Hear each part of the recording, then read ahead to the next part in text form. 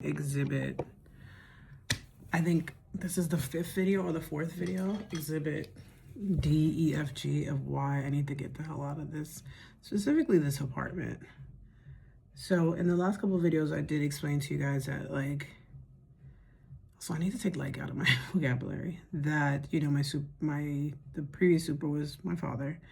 And there's been always a lot of issues with this building, or particularly, honestly, all the buildings. But with that being said, I was awakened this morning, and I'm like still struggling with my anxiety right now. I was awakened this morning due to a gas leak smell. And I was like, immediately I went straight to the kitchen and I was like, did I leave it on? Like, what the hell's going on? So I get back in bed, the kitchen is fine. And I was like, no, something's off. Like, I'm gonna regret if I don't say anything sooner. So I go to the app, Con Edison app, and it's like, if you feel like there's a gas leak, you should just call. So they give me the number on the app, whatever, call, and then explain to the lady. She's like, are you gonna leave the house? And I was like, well, I need to like get my day started. And so I can't leave. She's like, okay, well, I'll make note of everything. Somebody should be there in 45 minutes. Literally 20 minutes passed, nobody came, and I was like, why are you still in the bed, Shari? Like, get up, get it going. So I go and take a shower, and I'm mid scrub-a-dub, and they ring the doorbell. So I quickly rinse off, and I open the door with my robe, and I was like, can you give me a few seconds? He's like, yeah, no problem, I'm sorry. So I get dressed, and he immediately goes, he's like, where do you smell it? I was like, in the bedroom. That's where I first noticed it. So comes to the bedroom, his little machine. He's like, I don't smell it. The machine's not picking up anything. It's like, okay. Goes to the kitchen, tells me that there's a leak in my stove. So I'm freaking out. I'm like, oh my God, thank God I called, whatever, right? So he's like, I'm gonna fix it. And so I realized that I had not brushed my teeth, and I barely had a proper like clothing on. I think I had sweats and a shirt, and I was like, let me get myself together while he's doing that. So come back, and he explains to me that there's something called compost. Sorry, I'm just a girl, but there's something compost that needed to be behind the stove, and it wasn't done. So I explained to him when I moved into this apartment 5 years ago that I don't know, they installed the stove and the refrigerator the same day, and there was just like a lot of commotion going on. Somebody had stole something from my apartment. It was a lot. The moving in process is going to be completely different from the moving out process. Like, I'm leaving here in peace, calm, and with closure, and just letting it all go in the past.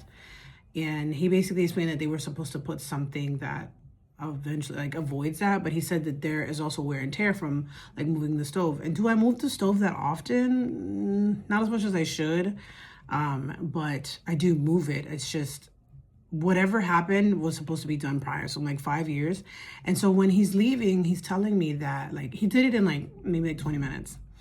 And he explained the whole process to me. I said, thank you, thank you for coming. He explained that like there's always somebody like in the neighborhood that are scheduled, Con Edison, to help with, if you potentially a leak, right? It's safe. There's nothing wrong with just calling. It's better to be safe than sorry.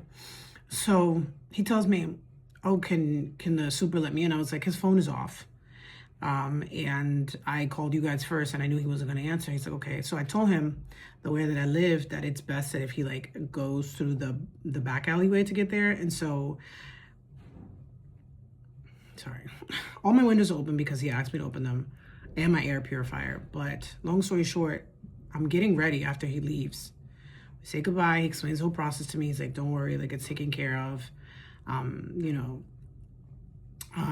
It should be fine, whatever. But it is something that they should have done.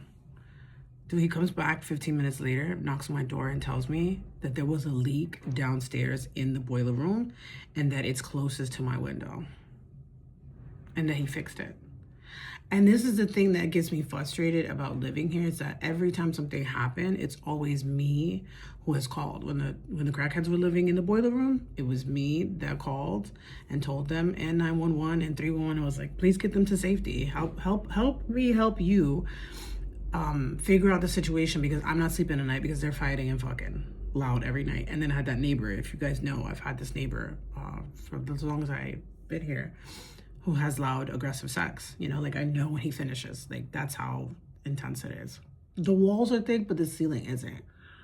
I don't have a booger, but I just feel like there's like an itch in my throat. So don't judge me. But I was like, if I had not called, like, thank God I have apartment insurance. That's all I can think about. Is like, thank God I have apartment insurance, and just thank fucking God I have apartment insurance. Like, I can't think of anything else other than thank fucking God I have apartment insurance, because who knows what could have happened.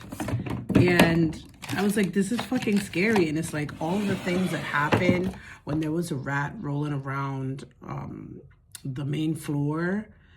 My neighbor who has a ring light, you know, I was the one who sent the video to 311 so that they can report it. And then now is when the exterminator comes once or twice a month and knocks on everybody's door. And now they put up a paper. It was me that complained about the garbage piling up, and then they put garbage bins in front of the building so that people could just do all those kind of things. And like, I didn't sign up to be a community leader. I didn't sign up for those kind of things. I signed up to live in this apartment and pay rent and to be treated accordingly. But I'm just really glad that I'm leaving, because I'm not even living in safety. I saw a syringe the other day on the floor, and you know, there's always people smoking cigarettes in front. It's just, the Bronx is ghetto. It's ghetto.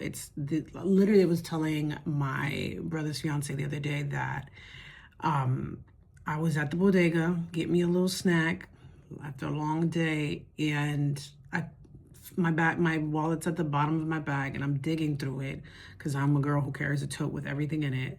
And these kids come in one by one. All of a sudden, there's like 15 of them, and the bodega guy's like, no, you guys can't be in here. One of them bumps into me, and I was like, excuse me. And he says he's sorry. And this little ass kid, he had to be no older than like maybe 9 or 10. He's like, yo, can you give me $1? I don't know you.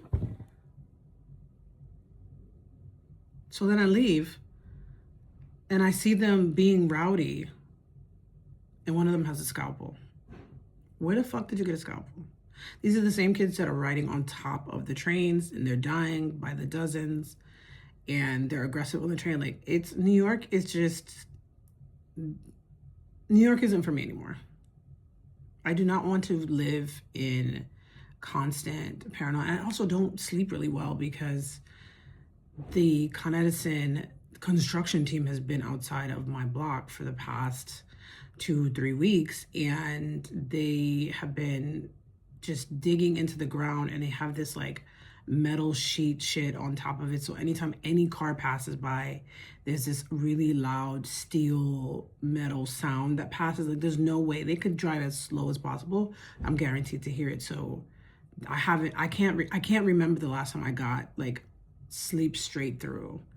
And like on my days off, I'm taking a nap, because that's when I'm able to catch up on sleep. And like, I don't think that that's good for my brain, and it's giving me constant anxiety, and I'm already on the highest dosage of my anxiety medicine. So that is my life. I'm going to get my nails done today. We are parting ways with the red. I do not want to do red for a long time. This was such a statement that I don't want, and I think it just made me look a little bit more grown than I am. And I really am just a girl. Like, I'm a grown woman, but I don't want to be this grown woman. I feel like when I'm in my 40s, this will probably be my traditional.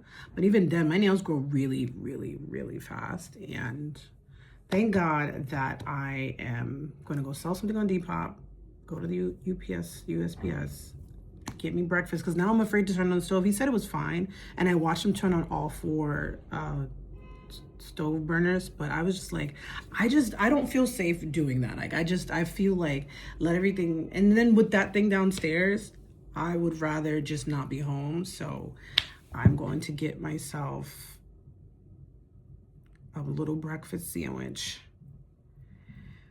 and I deserve a shaken espresso oatmeal. You know the vibes. That's what I need to just woosah me, even though coffee is not going to woosah me. I didn't have my tea today.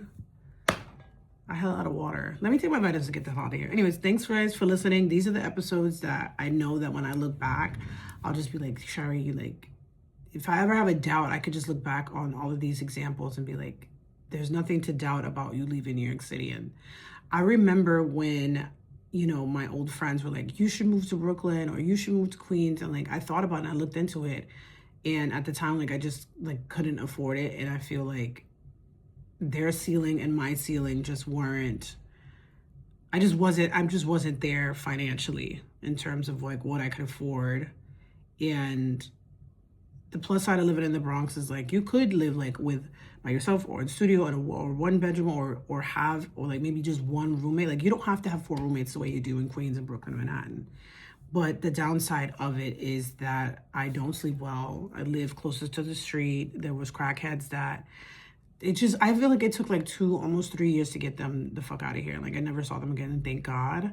And that was because I called 311 and called multiple times. Like at that point, it was like, you guys need to get them help. Like at this point, because you've allowed them to feel so comfortable that not only are they doing the trash, they're living in the boiler room so that you can just give them $40 so that they can do heroin or crack or whatever drug of choice, because I know the drug dealer at the end of the block. And I don't know him by name. It's just by proxy of like, I'm turning the corner from coming home from the bodega or the store, and I just see him parked there every single day for the past 5-6 years at this point. And like, for a bougie ass bitch like that I am, my ceiling is my ceiling, and when I say ceiling, I don't mean the ceiling right here. I just mean that ceiling of like capacity, possibilities, opportunities, and the abundance of all that just cannot be the area of 718. Like I need more for myself. And sometimes you have to leave New York. I've left New York multiple times. And like every day I think about it, I'm like, I can't wait to leave. I can't wait to leave. And like, I'm not trying to like rush that process, but I just feel like I really need rest. Like whatever city that I'm going to, which I will reveal to you guys as time goes on, like when I get the rest, I feel like my brain and my body will catch up, and I will be still like, the medication helps with my nervous system, and I am like a lot more calmer. Like I would say the medication keeps me in the like, I don't want to say freeze, but I slow down. I'm not frozen, but I slow down to recognize what's happening. And a lot of times I don't give a fuck, but I just feel like my body hasn't quite caught up to the fact that my brain is a lot more calmer. And the sensation of not feeling safe has been here since day one for the past 5 years. And there's only so much of a Ring camera I can do, calling 311, 911, reporting to whoever, you know, connecting with my neighbors, to we all getting on the same page. Like there's only so much that I can do before I realize that like my environment is not conducive to me actually sleeping well, resting well, actually having a peaceful, positive, just a healthy life in general. All of it. I don't even need to categorize it. It's like having a productive and happy and joyful life just isn't here in the Bronx. And like, I will miss making these videos here, but what's ahead is better than what I'm leaving behind. And that's that. Anyways, let me look at my nails on. Bye.